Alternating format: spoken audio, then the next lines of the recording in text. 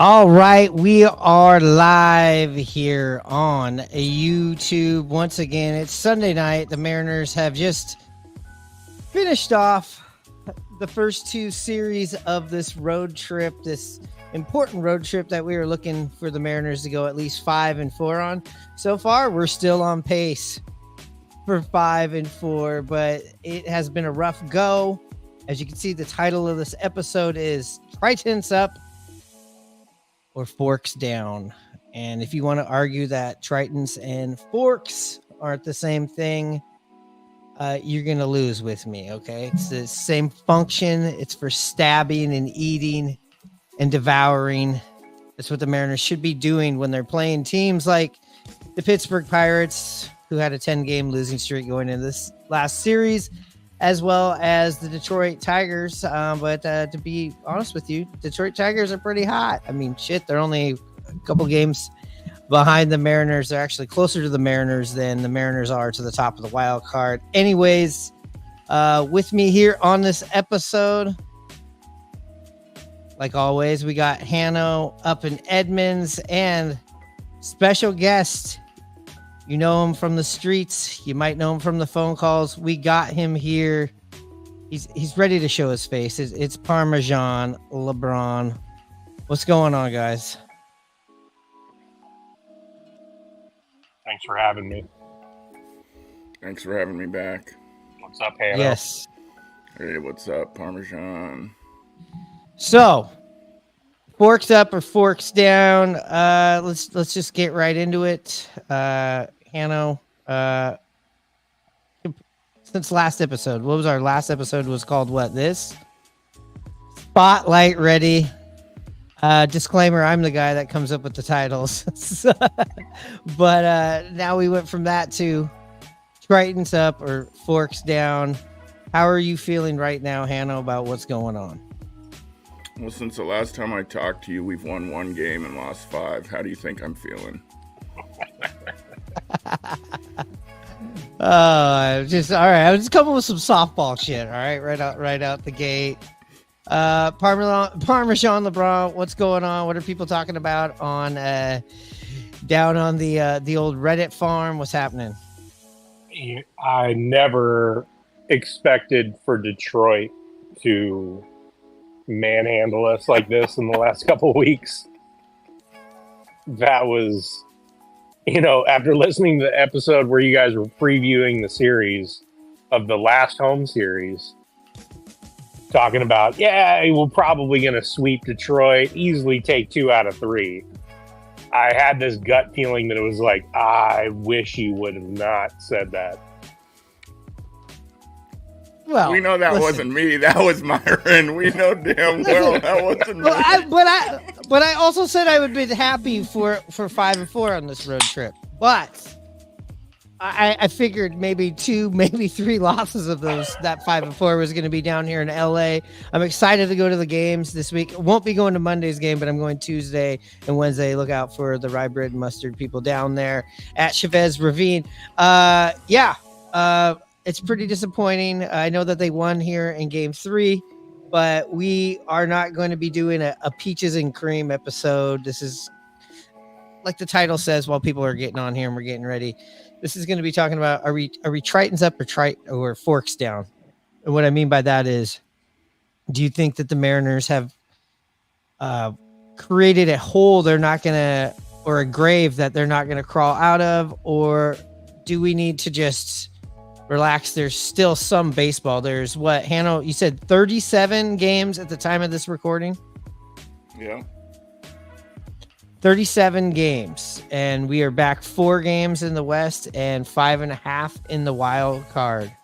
So the Mariners have definitely made it exciting for podcasts to talk about it, or it made it exciting entertainment, at least on Twitter. Now it's getting pretty rough out there. I know, Hanno, you said right away, how do you think you are feeling? What is just explain a little bit more.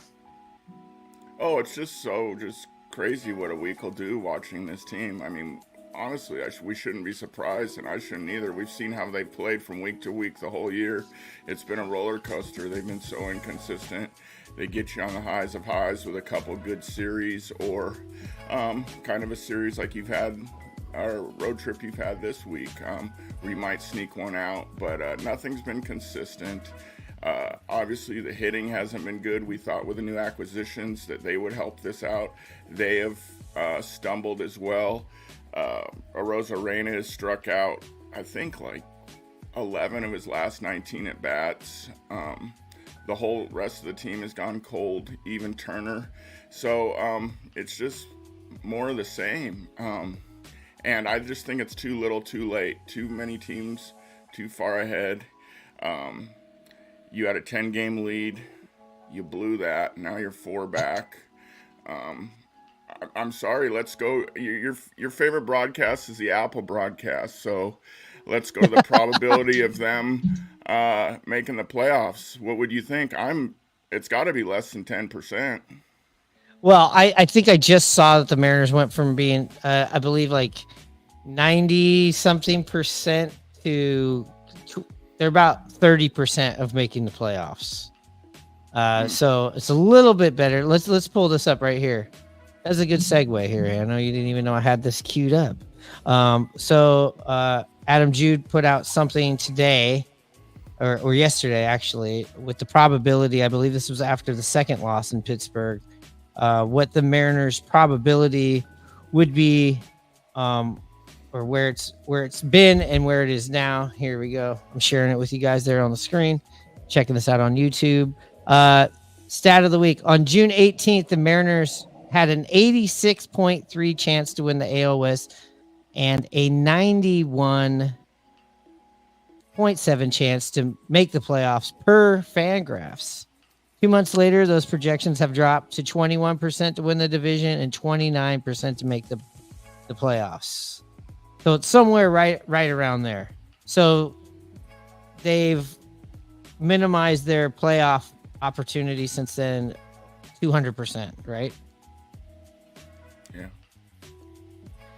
Yeah. I mean, we got 37 games left. I think, and maybe this will change by the end of this podcast, I think a 25-12 could do it. That would put you at 89 wins. I think that's what's probably going to be the American League West. I was hoping the Mariners, and I thought they would have 92 wins. Now my lowered expectations are 89, with also being able to beat the Houston Astros. So I think winning 25 of the next 37 from the start of this Dodgers series, and you have to take the series from Houston. I think that's a number to strive for that I think could make it happen. What do you think would make it happen? I'm near you. I think they can only lose 10 games. Like I said, I certainly hope that they can do it. I just haven't seen the consistency. I've seen them consistently have this up and down roller coaster. I don't see them putting a streak together. No mind it being like a 14-game streak they had a year or two ago. There's no way they can do that, in my opinion, the way they've showed and played. But even like winning 5 series in a row, I mean, or getting an 8-game win streak, I just don't see it happening. So I just think they're too much of an up and down team, and the only way it can happen is if Houston would collapse. I mean, they played awful the first half. Ever since us having that 10-game lead, we have the second worst record in baseball. Houston has the best. I just think too many things are stacked up against us. Parmesan? I agree. It's a tough road ahead. The last week we've seen our starting pitchers have big implosions, which we're not used to seeing. So I think that kind of, takes the wind out of your sails a little bit too, to be like, okay, is the thing that's been carrying us all year, are they starting to have a little bit of problems, or teams starting to figure them out a little bit? The positive that I'm seeing is that the games we're winning, we're scoring a lot of runs. The games we're losing, it's kind of typical Mariners of like zeros, ones, twos. The numbers don't lie when it comes down to thinking back to when we had that 10-game lead. We're the second worst record in that time span since that point. Only the Chicago White Sox have a worse record than we do since that point. I think it was Juneteenth when that happened. And that says it all. We made moves at the deadline. We'll see if those work out. I think getting Julio back, getting Crawford back, that might be enough to steal enough games away from Houston, especially at the end, to make a difference and just hang on until then. I think, yeah, you guys both brought up the second worst record in all of baseball. Sounds shitty. Then when you go, the only team that was worse than you was the White Sox, might be the historically worst team ever. It's kind of tough to say because they have a couple of good players on that team, but as a team, when you hear that part added to it, that does not sound good whatsoever. No, it doesn't. And I mean, Parmesan mentioned how we've scored some big runs. I mean, the last time we scored some big runs was a week ago today. A big 12-1 victory over the Mets and feeling good. And what did we do? We came out and laid an egg the next game. I'm very cautious to see what happens in this first opener down in LA and see what the Dodgers are going to do to this team. Are they going to be ready to play, or is it going to be a repeat of last week where we, struggle and are not ready to play? Yeah, or maybe here's the other side of that. What if we do see a repeat of what we were seeing the week before, which isn't good? You're playing down to these shitty teams, and you go and you take care of business with the Dodgers, like you took care of business with Philly, you took care of business with the Mets. I wouldn't be surprised if the Mariners could do that. If what they're going to be performing, like, defensively on the bases and of course at the plate, against the Dodgers, it's going to be lights out really quick if that happens. There also could be a possibility that the Mariners could return back home off of this road stand right at 500. I believe there's 3 games over 500 going into this Dodgers series. I even put out the other day, I thought maybe the Mariners were in danger of possibly coming back home under 500.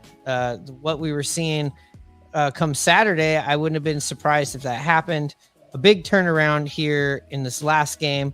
And I also have to say, before we take a look at the schedule and stuff like that, yes, Randy Arozarena is on a skid right now. Victor Robles is kind of coming out of a cold streak. He was cold. And Justin Turner has been a bit cold since coming in pretty hot. Both him and Randy Arozarena were on, a nice streak of, 5, 6, 7 weeks of playing good baseball. When they first came to the Mariners, they were doing that. Victor Robles, ever since he was a Mariner, we know what he did. He got that contract. Went cold a little bit at the end of last week and this week, but this is the first time that those players have been cold. So I definitely want to give them the benefit of the doubt of coming out of a streak. We don't know them that way yet. So I think that's something that I'm interested in seeing, and adding a healthier Julio, who actually does not look too bad at the plate. So that's my glass half full. That's my Tridents up versus my forks down. Well, what do you think about that? I guess my Tridents up thing would be typical Mariners to go out and win this series against the Dodgers and get us all somewhat feeling good about this team again.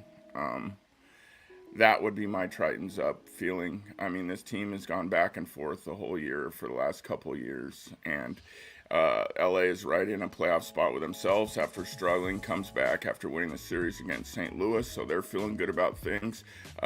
Their rivals, the Padres, lost, and so did what was the other team? So did one other team in the playoff hunt against them, the Giants, I believe. So they got a couple games up after they crept back into giving some teams a chance at the division, so they're hungry right now.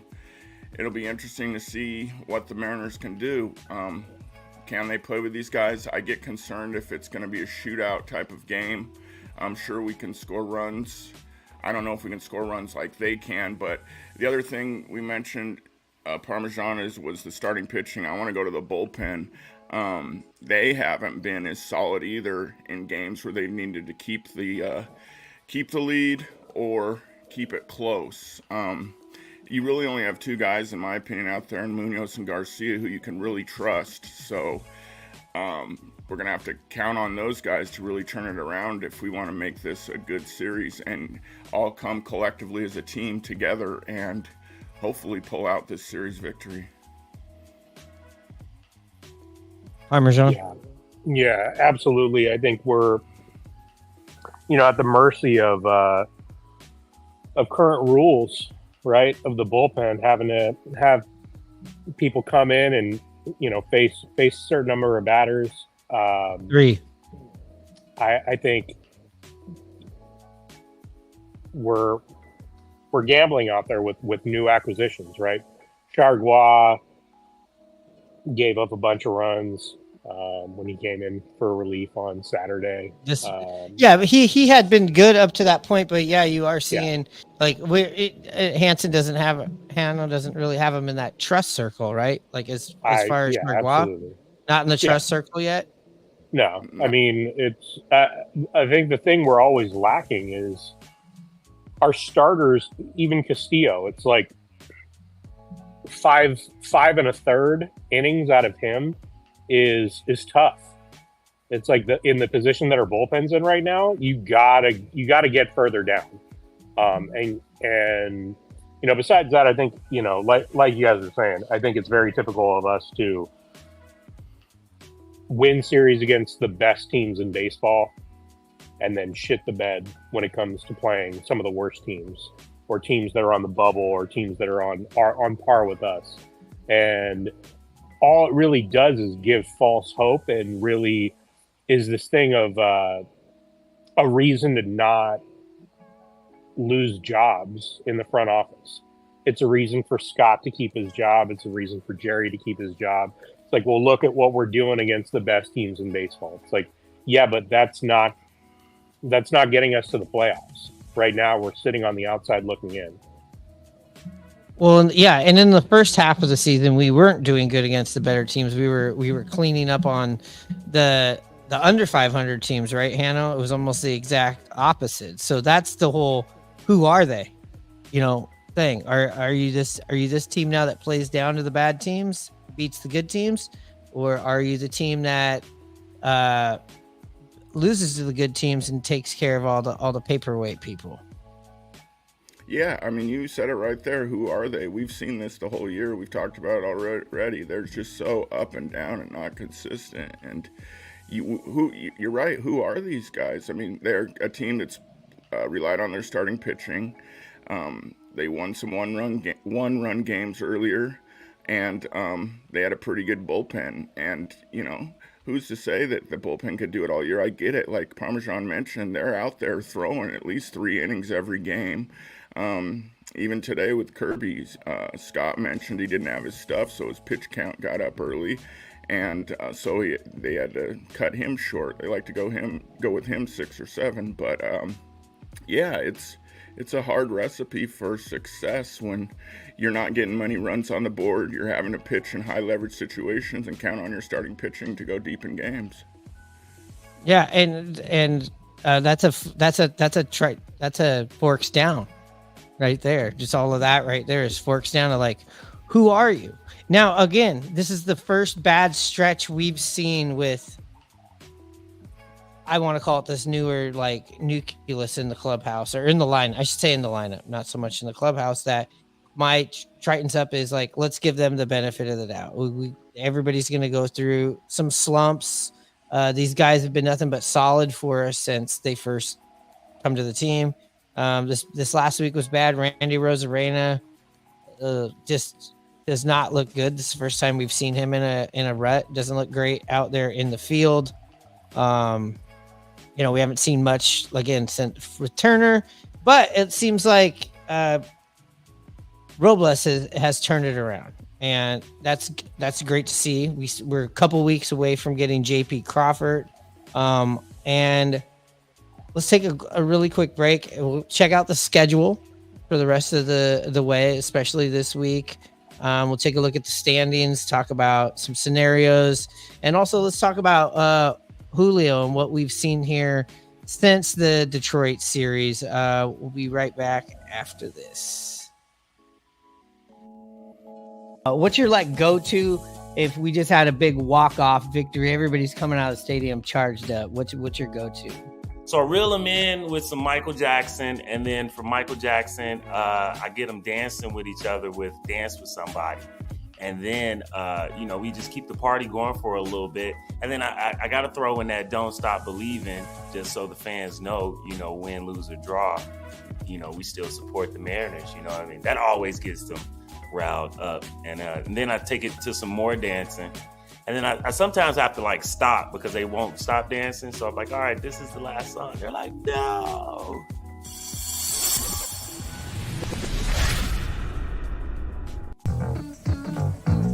Get ready to play hardball in the Kingdom. Take me to the ball game. I want to see the Ants. The Mariners are playing hardball. Did it again and again and again. Did it again. Princess Tours, the vacation company, brings you the best show in baseball when the San Diego Chicken plays hardball with the Seattle Mariners and the Baltimore Orioles tonight in the Kingdom.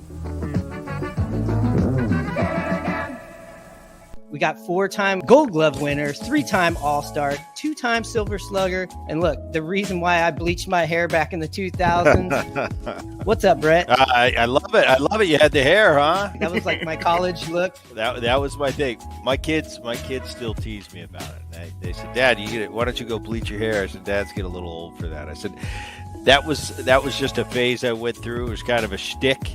And I used to tell people when I'd bleach my hair, I'd say, the city expects it. So just don't worry about it. Get out of my way. Every 3 weeks, I had my routine. Did you get your hair done by somebody here? I did. No, I did.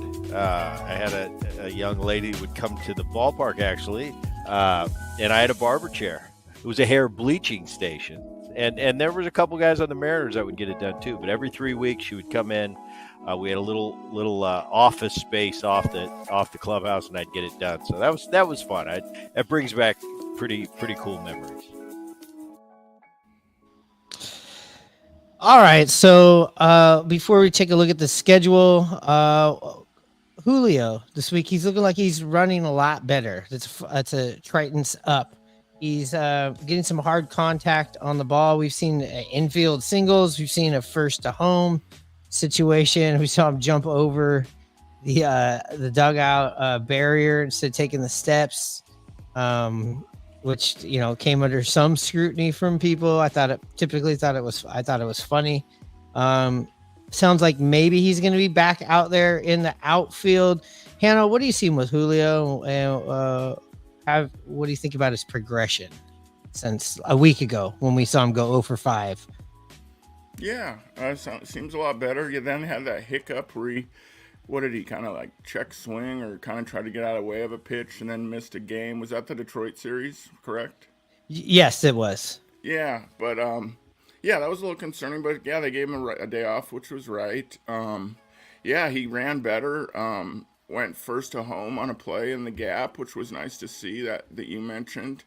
Heard a podcast over the weekend, and Ryan Divish said he thought.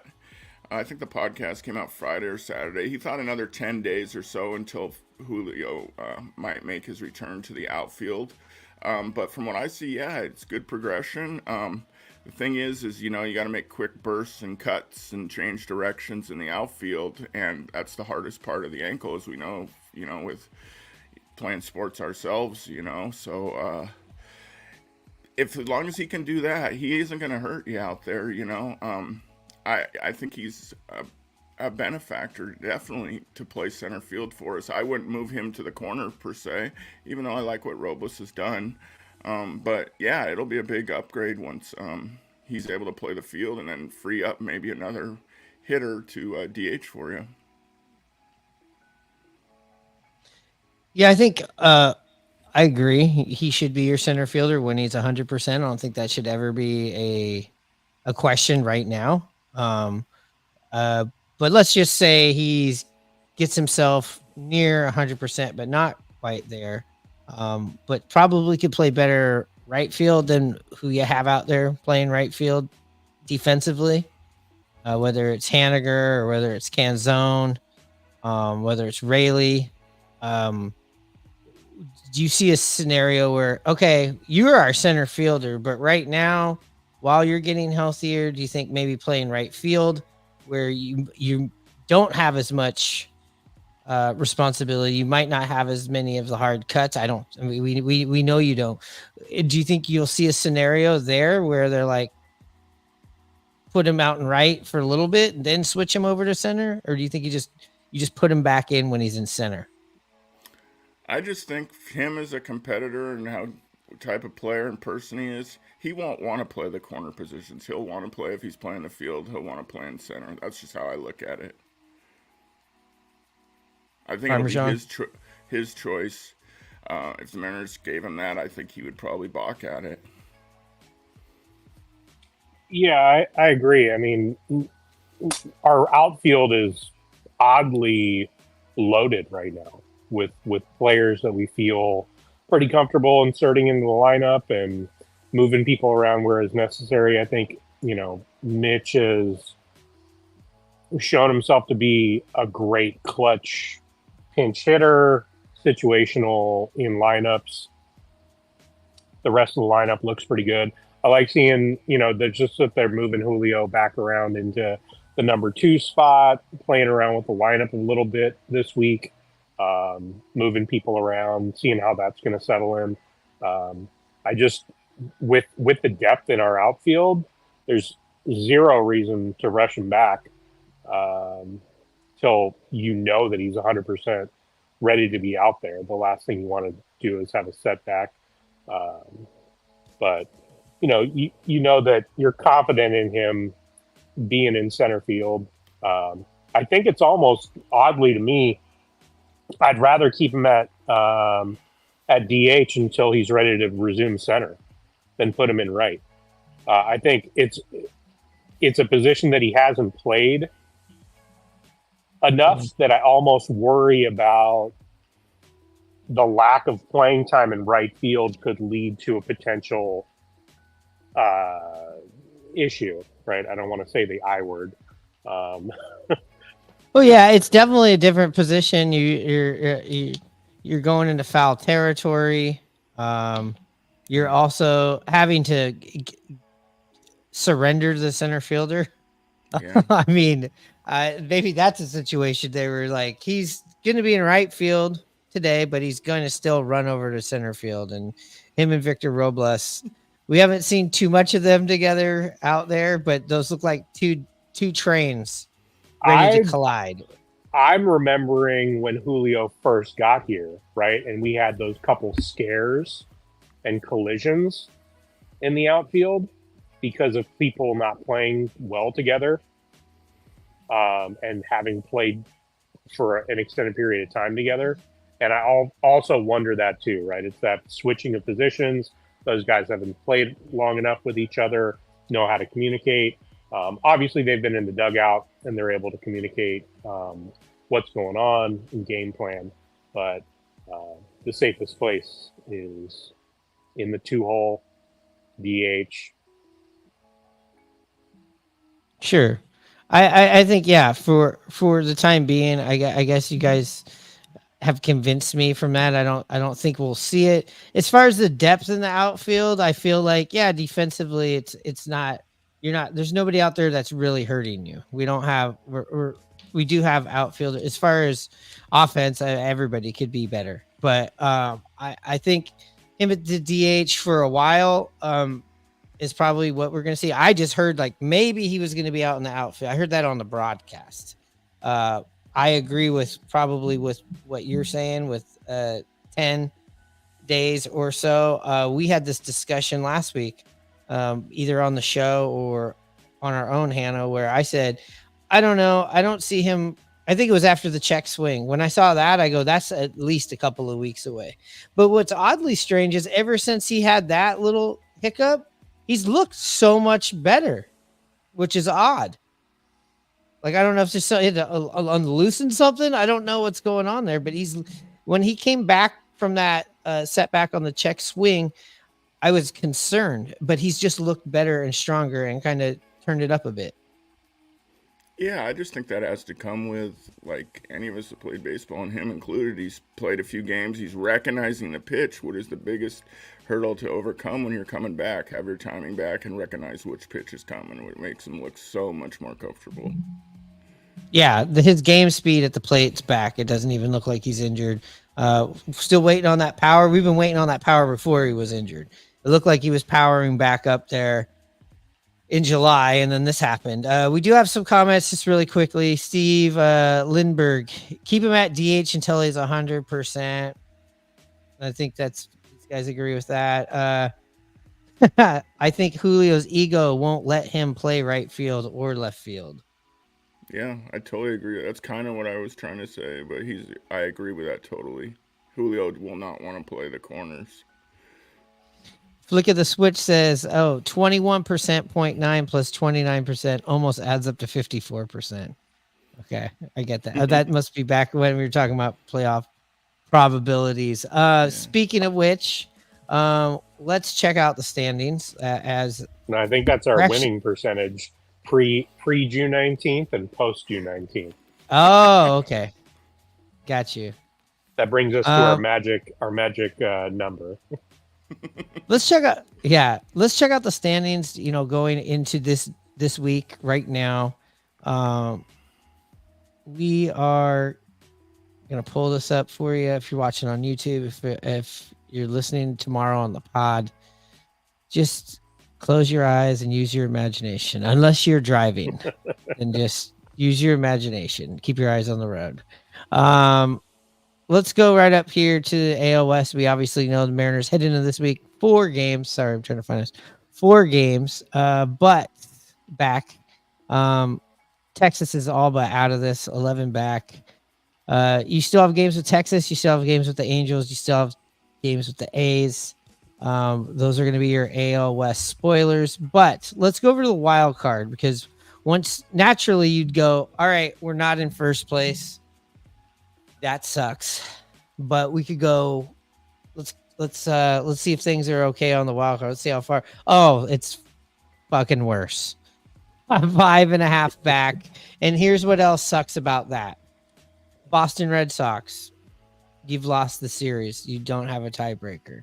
The team behind you, only a game behind you, the Tampa Bay Rays, the Tampa Bay Fleecers, as Hanno likes to sometimes call them, and Vlad. Then you have the Royals. We either tied or they might have the tiebreaker. I think maybe we tied with them. The Twins, we lost the tiebreaker. The Yankees, we are tied with a 3-game series coming up. Baltimore Orioles have the tiebreaker. So essentially, if it's the Reds, any of these teams up here, you can't have the same record as them. You have to pass them.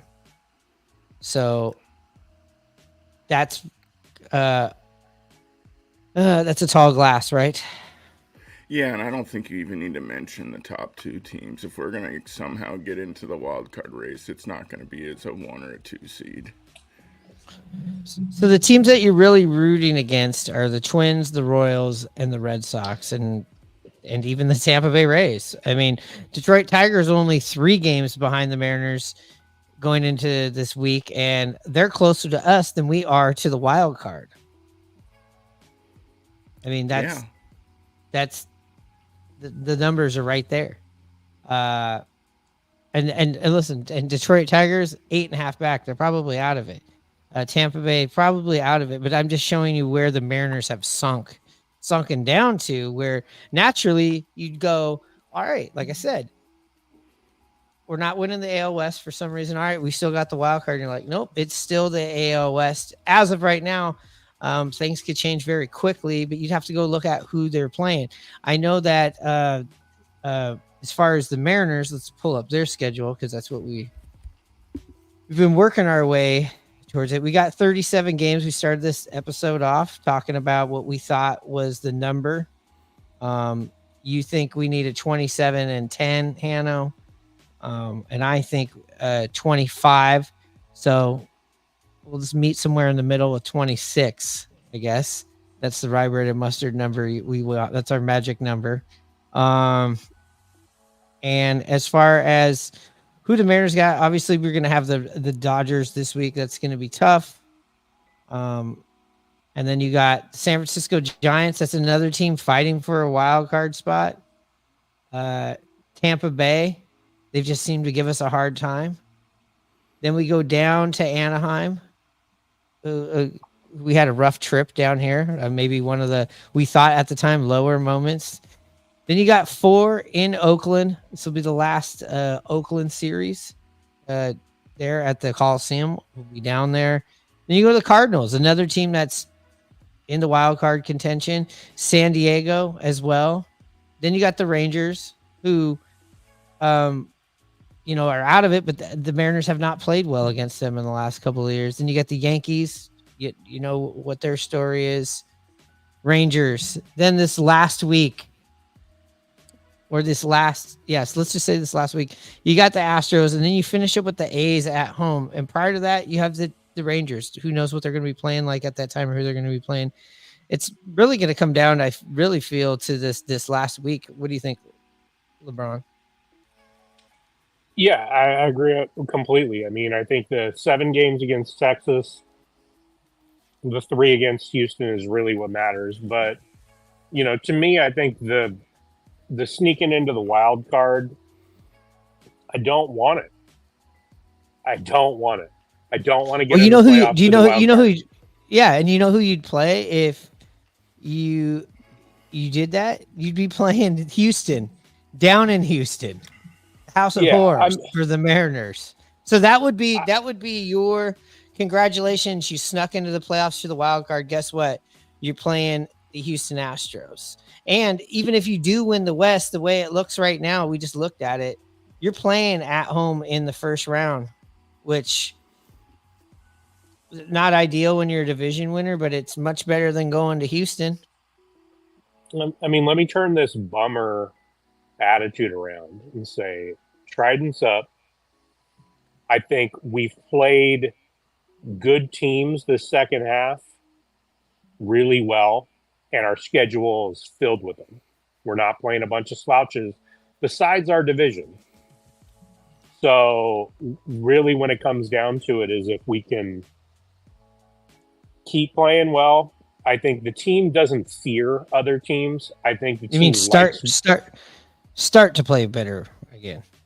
Yeah, I mean, I think we can catch. I think we can catch fire at any time. I mean, I'm very optimistic that our team enjoys winning. I think the team chemistry is there. It obviously doesn't look like it when you're losing games, but when we're winning, our guys are having a lot of fun. I think the locker room's a really good vibe right now. I think everyone's good teammates right now to each other. I think if the pitching can hold on and get back to form and really down the stretch just have some lights out moments, I think that's what we're looking for, because this is just the preview to the playoffs, right? The end of the season, that's what it is. And when it comes to playoff time, you have to play your best. And so this is what it is. We've got a month and a half of playoff baseball to get to the playoffs and do it again for another stretch. That was very Tridents up. That was very it really Tridents is. up. I mean, I know it's easy to get down right now with what we saw in the last week, but we got Julio back. That's almost like a trade deadline acquisition of one of the best players in baseball. And, I still feel really good. I know we're down a couple games, but the way the schedule works out with us having that series, the home series against Oakland to finish off the season, and the series against Houston is really all that matters if we stay neck and neck with them right now. And when it comes to Houston's schedule, Houston plays Cleveland on the road for their final 3 games. which is going to be a much tougher matchup. So, and they don't have a cakewalk of a schedule for the next month and a half either. So, really, anything can happen if it's just a couple game shift here and there. We just got to stay afloat. We just got to keep our heads above water and be ready for that last 2 weeks, and maybe kick the shit out of New York on the way to the playoffs. Hanson, Hannah, give me a forks down on that. Well, I want. Okay, I will. I'd be happy to. No, it's okay if I sold you on Tridents up. Just go with it. No, I wanted to mention how you said that we got to treat each game like it is the playoffs. Absolutely. And one thing I'd like to see during that time in this stretch is I need to see Scott Service manage that way. To manage, that every game means something. This is the playoffs. We can't, when we're one or two runs down late in the game, let's say the 6th or 7th inning, we can't just kind of throw in, I don't know, just one of our non-guys that is kind of a long guy just to get us through the game. I want to see us, maybe put in JT Chagua, that can maybe hold it while we can chip back into it type of deal. It seems like a lot of times he kind of pisses the way a game. If we're down, he only puts in the leverage guys if it's tied or we're up. That's just something I've noticed. Yeah, I agree. So I'd like to see some tighter managing out of Scott Service. Maybe, I know the Mariners just play the righty lefty matchups all the time, and numbers. I'd like to see him. It's not going to happen, but play with a little bit more feel the game. I know you're big on that, Myron, of these veteran managers like Bochy and Dusty Baker, who might not always go with the numbers, but if a guy's hot and he can tell he's seeing the ball well, like just giving these players a chance to prove themselves. I like to see a little bit of that, take some risks or something, just not bonehead risks, but just, try things out a little bit. So for my Tridents down outlook, I just feel that it's so hard for me to get over that we've lost 14 games on the freaking Astros. We got 37 left. And let's say they go 500. Then I don't even know what we could do then, we're not going to play this. I don't think we're going to play 25 and 11 baseball going down the stretch, but we could. So I just think that the percentages are stacked up against us. Well, you have to get hot. Yeah, and very Julio's hot. Like Julio had a thing talking about you don't get hot, you just play. I don't have the quote for me. It's like, well, they need to get hot. They need to get hot, and you got to hope Houston cools off because they've been playing hot, and they're getting Verlander and probably Tucker back who haven't been around. That's fucking huge. That's all Verlander does is pitch at this time of year. And you know how he pitches against the Mariners, so that's even scarier. That's just kicking you while you're down. But yeah, the Mariners have to win 24 or 25 games the rest of the way. You're not getting in the playoffs with less than 88. I think you can with 89. I think it would be safe to be around 91. But again, you have to win series, and the Mariners aren't winning series anymore. They used to not get swept. That was kind of like their calling card, sweepless in Seattle. That is no more. And look at the teams that swept you. We got another comment here. It says, Brendan, I keep hearing from different players that the energy is a problem for this team. If we can't get up for a playoff race, what the hell are we even doing?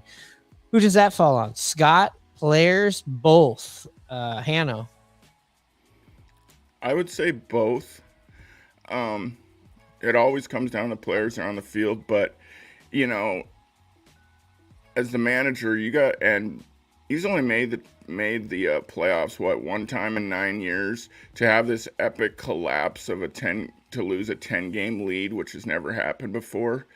you got to go on your leader. And so I think a lot goes on Scott as well. I mean, this is a whole big conversation. We could go into how it's the baseball ops problems too, by the way that they've handled things the last couple off seasons. But then you go, oh, it's the ownership who handcuffs these guys. But as far as that question right there, I say it goes on both. But if the M's don't make the playoffs, Scott's got to go. I agree. I think your manager is on the line. Your manager is on the line if you've been there a decade and you're 1 for 10. Doesn't matter what the organization has provided for you or not. If you were anywhere else, you'd probably be gone. I think Scott has done a lot in past years with nothing, but then it seems like there's just been this just inability to get a consistent offense going, and this goes back to COVID. You have not had an offensive team since 2018, and that's, again, is that on the ownership for not supplying you with the money to go out and get people? Yes. Is that your acquisitions that you and choices that you made, Jerry DePoto and Justin, the Shadow? Yes. But also when there has been the personnel here and you have been in situations in games and just this inability to, or this not having the ability to cash in, and the strikeouts coming back when you made all these moves and trying to change your philosophy. Well, the philosophy is coming from, as I said, a group, but who's going to be the fall person here? It would be Scott Service. It would be the guy that's in there with these guys in the trenches. And I know some people call for him now. I don't think that does anything now. I think it's what can you do? And like you said, Hannah, we got to see Scott Service managed. It's time to see something out of him right now. And I know he's feeling that too. Yeah, and I mean, they fired the hitting coordinator early on because of, situational strategy or strategy from what the Mariners are telling their players to do. And, we won a couple games then, and people thought that might have been it. But you always hear about the Mariners' strategy when it comes to hitting, and it really hasn't changed that much. And you mentioned it's gone all the way back to COVID or before. That's a problem too. I don't know how to figure it out or exactly what the problem is, but it's not working. It hasn't been working for the last couple of years. So that in itself, if it's coming from the front office telling these guys they want their strategy, or from the coaches, it's hard to say. I don't know, but it's an issue, and that needs to be addressed as well, because the way you put out these pitchers and have this unbelievable pitching staff, the best in Mariner history, and you lose games where they pitch their ass off all the time and you're in second place. Now it's just unacceptable. Yep. And like the implosion by Kirby, that didn't bother me. The next game, that one in Detroit, was the one that really, I think, sent this road trip down that spiral there until this last game. Was that second game. You had what happened in that game, and Julio at the time, having his little setback. But these are the situations that you go and you look at situations in that game and substitutions and pinch hitting and non-pinch hitting. And you're right. It's been too much by the book, by the numbers. This is what we have came up with, this game plan. But it's like sometimes you got to deviate from the game plan. You got to audible. And I'm sure they do at times, but it doesn't seem like we see enough of that.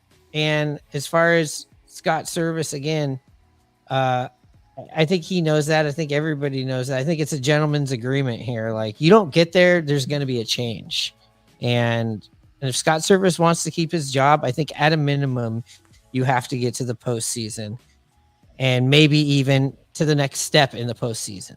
And right now, that's not looking great. So, I feel like this is the first time for real that his back's against the wall. There's been maybe some overreactions and some fair reactions. We could go back to 2022, when they got off to a really bad start, and last year, where that was a discussion, and it was like, hey, that's kind of you're really kind of getting a little emotional, or you're just getting ahead of yourself, or you're just trying to blame somebody. And now I think this is 100% legit. And you mentioned too, there was the firing of the offensive coordinator. That's the warning shot, typically, right? That's the warning shot to the management, like, hey, this ain't working. It's not all on you, but we're going to get rid of your guy. And now I think that's where you're on the plank after that. I think you get the one warning shot of, let's change some sort of philosophy that's going on that seems to be in the way. Okay, it's not just that, it's a bigger problem, and that's where you're at right now. Here's my major problem with the firing of Scott at the end of the season if we don't make the playoffs, or if they decide to pull the trigger before then. I don't think he's been given the opportunity to actually fail, right? If you actually put Ohtani or Judge or Stanton or Soto or Alonso or any of these players in the lineup and they failed, it's a different story. But what we're seeing is, like, we're not getting these Hall of Fame type players and then him being like, yeah, I can't manage them. They're actually great players, and then they come here and they don't do well, right? We can't just see a guy like Garver do horrible, right? Or Polanco or anyone else of that caliber, and then be like, yeah, that's on Scott. No, that's on those guys. Go out there and bat 230. We're not asking you to do much. We're asking you to not bat 200 or 160. We're just asking you to not be terrible. And if our guys were actually less than terrible and just mediocre right now, batting 230, 240, we would still have a 10-game lead on Houston. And that's really all that it comes down to. The biggest challenge that we're going to have coming up anyways is when JP comes back in the lineup. We're going to be doing the same thing all over. Is like, where's he going to go? Right? How's he going to fit in? Does he need time for adjustment? Is he going to have to play a little DH? Is he going to be ready to go at short? Right. So I think, that's probably going to be the biggest thing. And so when we talk about Houston and Tucker coming back and Verlander coming back, I think that's our biggest obstacle coming up in a couple weeks, is when JP comes back and how that is actually going to affect our lineup. And if all of a sudden we've kind of figured it out a little bit into that lead up, and in the next couple weeks we win a bunch of games, we gain a little ground on Houston, we may have another hiccup and another setback as he's coming back into the lineup, as we've kind of seen when Julio came back. Sure. Yeah. No, I agree. Like, you're right. The back end of the lineup, and having to play Dylan Moore all the time, your carousel out in right field, piecing it together.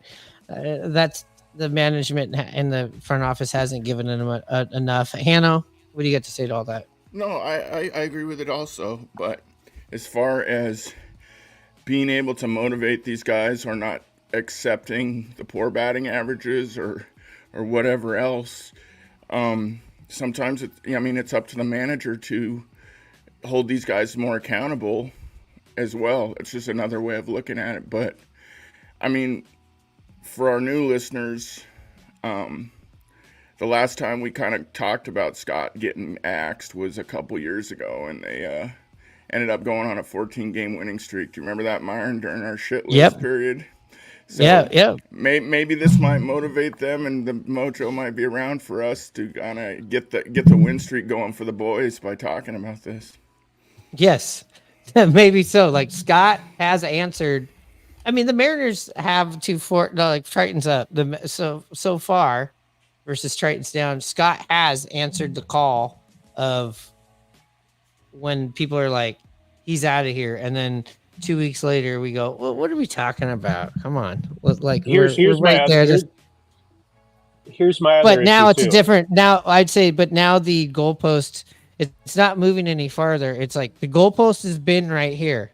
If you don't get to the goalpost this time, there has to be some sort of change. Unfortunately, But so that's just here's my my problem opinion. with the change. Here's my problem with the change. We're expecting them to solve the problem of management by firing our manager and bringing in an actual good manager, a better manager. The the front office won't do that with players. They won't say, we have a problem at this position. We need to improve it. We need to go get the best guy available and empty the bank for them. So I don't know why there would be any thought that we would go out and do that, or that there would be a manager that's sitting out there that's some, solution to the problem that wants to come here and see the potential.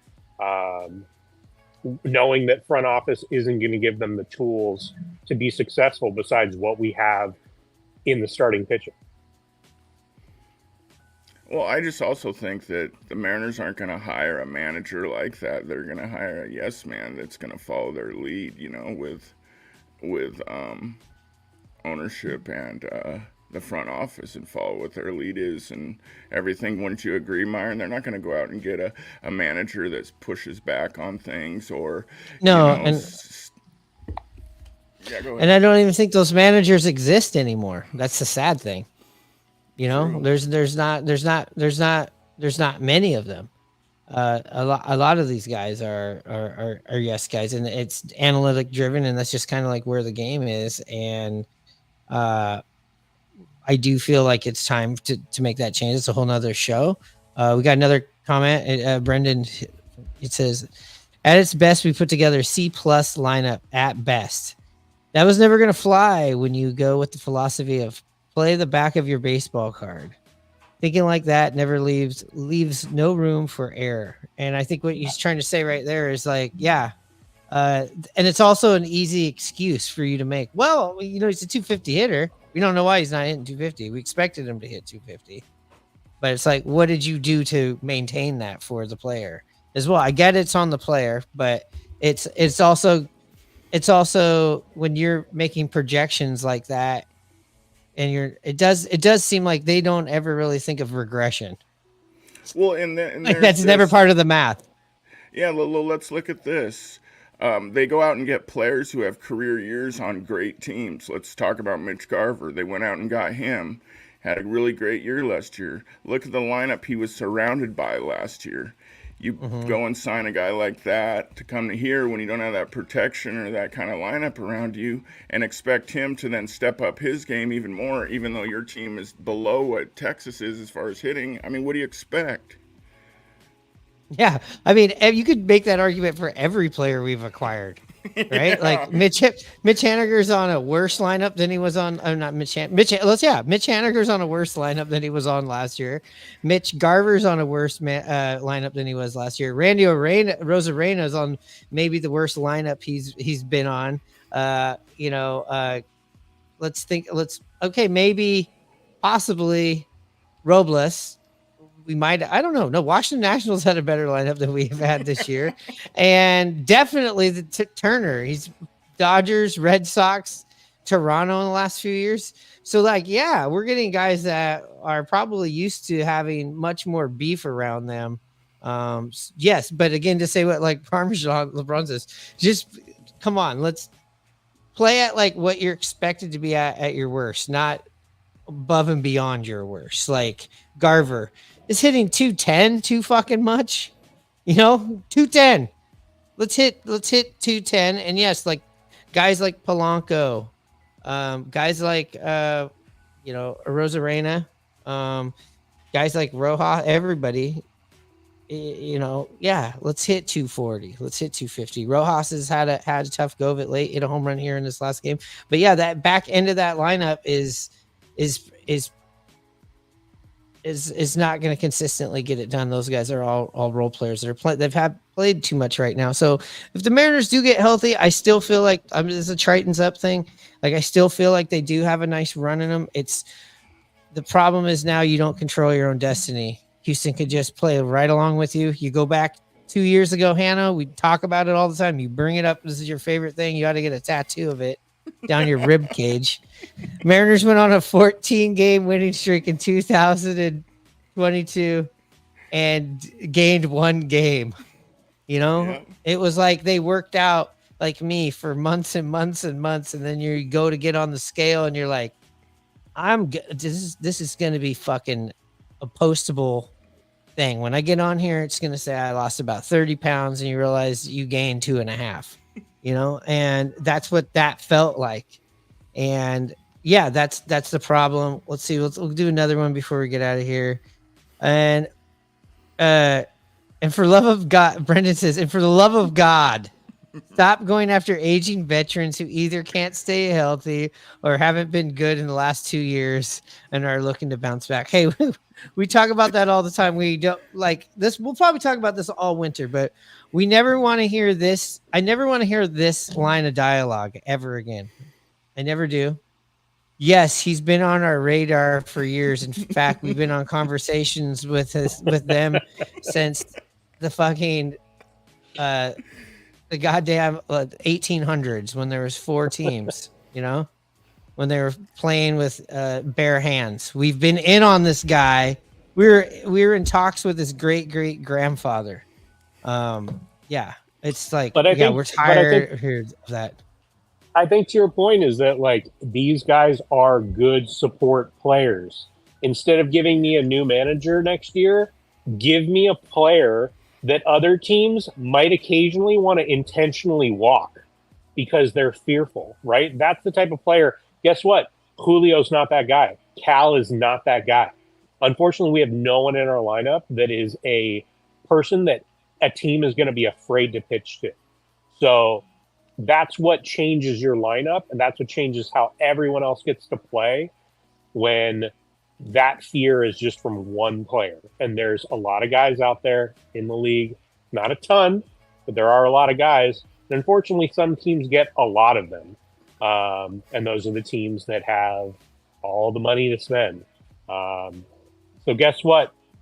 Front office, go spend some money. Get us somebody next year. And in the meantime, we're going to scrape together some wins, and we're going to go Tridents up. Oh, yeah. You are very Tritons. You are very peaches and cream.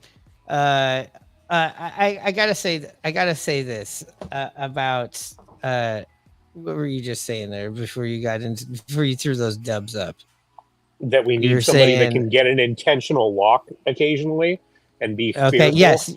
You want somebody to be, yes, I've heard this too. It's like, you need your star to be a star, and Julio hasn't been a star, whether it's this injury or not. The man's still sitting on 11 home runs. This man has under 40 RBIs. You know, all the rest of these teams, they have a star being a star.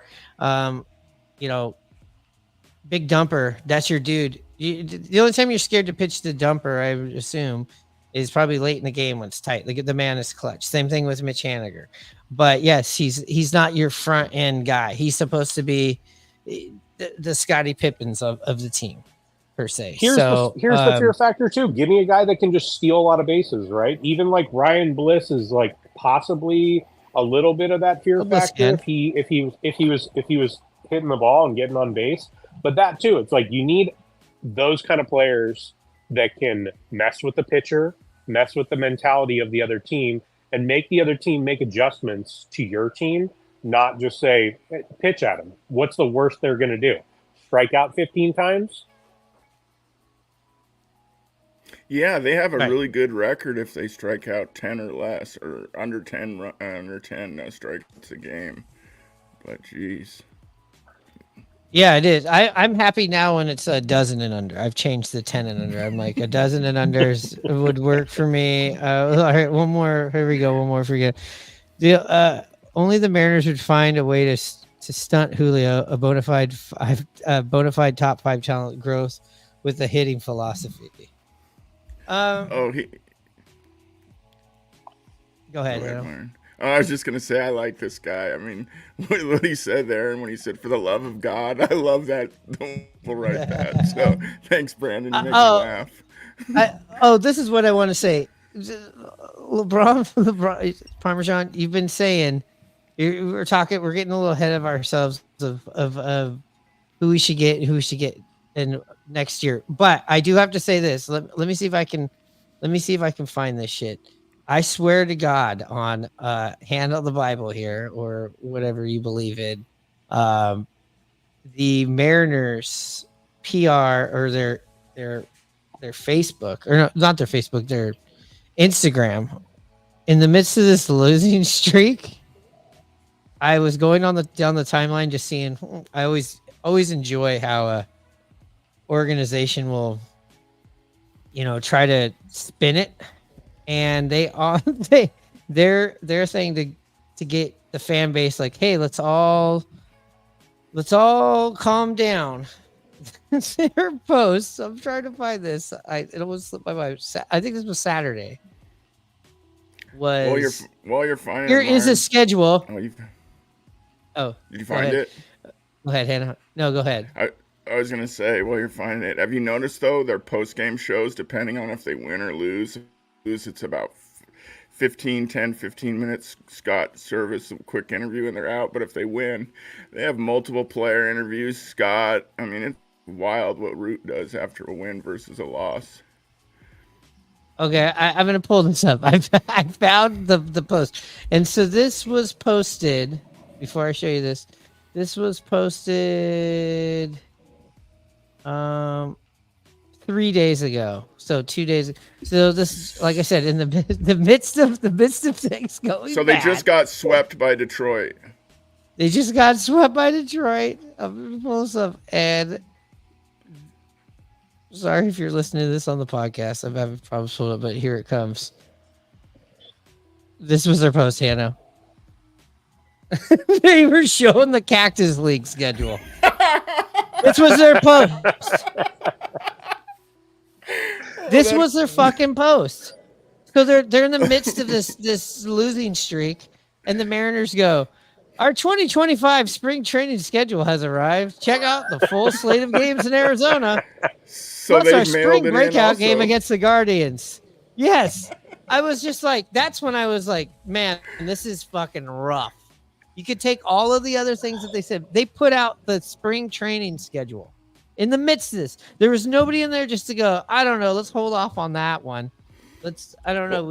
Can we just send the moose over to just throw some fish or something? I don't know. Well, that's the most that's the best time of year as a Mariner fan. It's 0-0. You're feeling good about the upcoming season. You're going to Arizona to get some sun from the Pacific Northwest and watch baseball after a tough season. You finally have 6 months or whatever it is to, come back and think about seeing baseball again. So that's funny, though. They posted that. Let's see. Brandon says, like you guys, although I'm here all week. And then he also sent us this. You guys should either do talkbacks with fans or have fans on the show. I got way too much ish to get off my chest. About to start a channel. This shit looks way too fun. It's fun until you gotta. Yeah, it's fun. It's fun. So look, the subject matter is always not always fun, but yeah, it is a good time. Lauren Stewart, our man up north, says Jesus. I think he's referring to the Mariners. Let me get that off the screen. He has also said that's the most Mariner thing ever. Yeah, I just thought that was. And let's go back to those comments before we get out of here, because this is really funny. We didn't even get into these comments. Here it is. Instagram Mariners. I'm glad it was worth the lead up that I was like, you guys got to see this. Great series, guys. I genuinely can't take it anymore. Looking forward to it since we won't be making the playoffs. Fire Service, fire Dipoto. Who the hell cares? Fire Service already. There needs to be a serious discussion about Scott Service right now. Already looking to next season, I see. My goodness, let's get a manager and coaches that can teach this team how to. At some point, you got to say, "Hey, these coaches can't coach." Fire Scott each day is there's nobody like, oh wow, we're playing San Francisco and San Diego in a split double header. It's like Fire Scott, fire the hitting coach. Worry about the current training. How do you? Here we go. Yeah, I'll be advertising next year too. Look, there's none of nobody. It's like DeBoto has to go. DeBoto isn't worth anything. We just started with firing and finding a new coach. Just look up the info on the hitting coaches, and if he does not belong coaching these guys, I mean, what Talk did they about think tone people deaf. were going to say? Oh Here's the my comparison god! to this. This is them putting that post up. Is right now when you walk into grocery stores, they have Halloween candy. It's like it's the middle of August. Can you calm down a bit? Yeah. Can we just get a couple more weeks of summer before you start just accepting that it's fall? Lawrence Stewart says, Seattle Mariners, you got to love these guys, ... in Peoria. Oh God. Good job, Mar. That made me laugh my ass off. Peoria is a beautiful place. Yeah, I enjoy going out there. I know CJ's out there, but I've been to too many spring trainings. I don't give a shit anymore. I want to go freeze my balls off back east and spend $1,000 on a ticket. Yeah, so I'd be advertising for next year too. Yeah, so I mean, I just thought that was so hilarious. And that was it. And then they're like, it's Players Weekend, and I was just like, I don't know who put this shit out. Anyways, we went over here. We talked about it. This is like Tritons up, forks down. Again, if you want to argue about if a Triton and a fork are the same thing, just argue about it with yourself. All right. We're either Tritons up or we're dead meat, right, Hanno? Absolutely. With that I don't being ever said, like to thanks put for my fork down. Yeah, neither do I. Good point. Well, if you like what we're doing, hit that subscribe button. That always helps out. If you want to help out the show, you can go to Buzzsprout. There's a way to help out the show. Yeah, I used to be on Odyssey. I used to have a real gig doing a podcast, but we're having fun independently doing this. But you can still help out the show. There's a donate or help show button there on Buzzsprout. That's me pandering. Also, if you like the street gear, and you want that street cred for rocking the rye bread up, hit up at simply.core. That's at simply.core. Also, go in the clutch. Go check out some Mariner gear on there. Put in the code Nasty Boys. Save yourself some money. We'll be back this week. I'm actually gonna be down here at the games. I'm in LA right now, checking these games out. We'll be back at least on Thursday, maybe before that. But you know how that's by liking and subscribing. Make this shit really easy, and especially if you might be like one of these people. It's like, I like to subscribe, but I don't want all these notifications. You can turn those notifications off. You can casually go get it. We'll take one more comment or question. We'll go here. Mariners have never made the playoffs in a season where they donned a Trident on a uniform. Get rid of that shit. Sub to this shit. And then subscribe to this shit. And thanks for the vents. Yes, we'll be back. We'll be back this week talking. Are we Tritons up? Or we forks down the rest of the way? Thanks, Farmer Jean LeBron, Hanno. Either of you got anything else to say? Yeah, send my money for this appearance to my agent. Absolutely not. Hanno, with that being said, you know what time it is.